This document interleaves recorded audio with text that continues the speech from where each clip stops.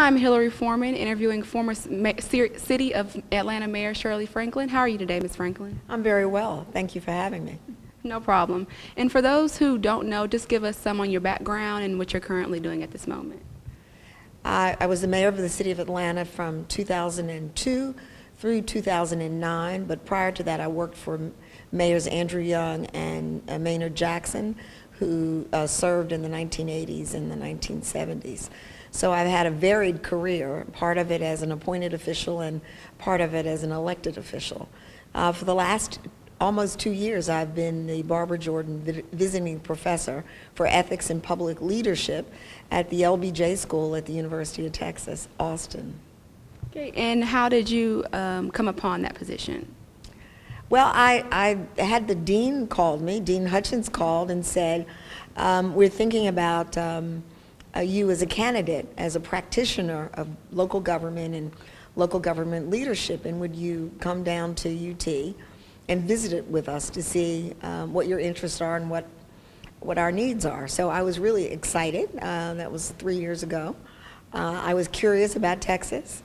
I was curious about the University of Texas. I'm curious about the way this state is positioning itself for continued leadership in the world economy and in the United States. So my curiosity brought me, and then of course being associated anyway with Barbara Jordan, who's one of my sheroes and one of my heroes, is quite a privilege and an honor.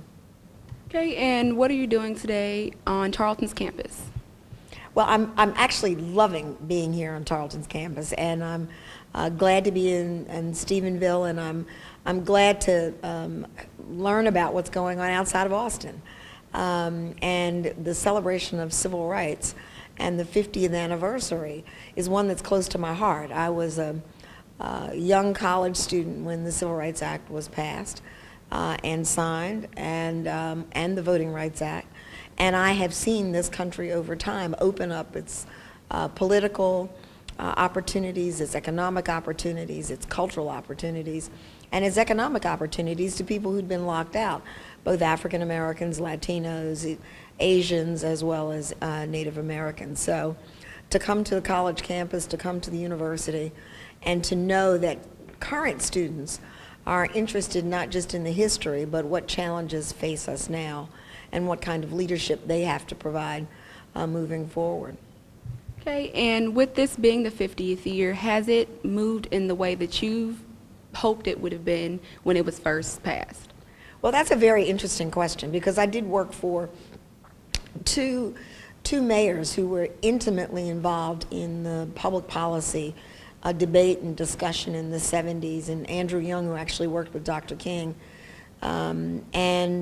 Andy tells the story, Andrew Young tells the story, that at the time they were fighting so hard for equal rights, for civil rights, for human rights, for voting rights, that even those who were fighting for it on the front lines would never have imagined how successful some of the activities would be, like the number of African Americans and Latino Americans and women who are serving in public office is dramatically increased from my early childhood years. The amount of business opportunities that are available, employment opportunities are available. So we've come a long way, but certainly none of us are satisfied that that everyone in America has full access to fair treatment, full access to top quality education, full access to a good job and a good career, and so we have to continue to work for that. And given the recent events happening in Ferguson with Dr. West being arrested in a peaceful protest, do you feel that that has brought back some of the initial fire going on 50 years ago with the civil rights movement, or do you think that it's moving in a better but a different direction? Well, for one thing, we know what's going on in a lot of communities, whether it's Ferguson or South Texas or Georgia or any place else. So the use of media allows us to know exactly what's going on and to form our own opinions about it. And the media is more balanced today than it was 50 years ago. So that's a plus. On the other hand, you know, the right to protest is one that's near and dear in the U.S. Constitution. And we still are a little confused about whether it's okay for people to have different opinions, and whether they should be in a position that they have to agree, and that whether the police or those in political power want to sort of put up with or either encourage protests. So my philosophy has always been that I want to protect your right to free speech and protest, because I want to be sure I have it myself. And I think if we can use that standard, we will find that there's much to be said for gathering in public spaces, public places. It's as American as American pie, as apple pie or pecan pie, depending on where you are, that Americans would gather and protest. Protest policies, protest treatment, protest their complaints.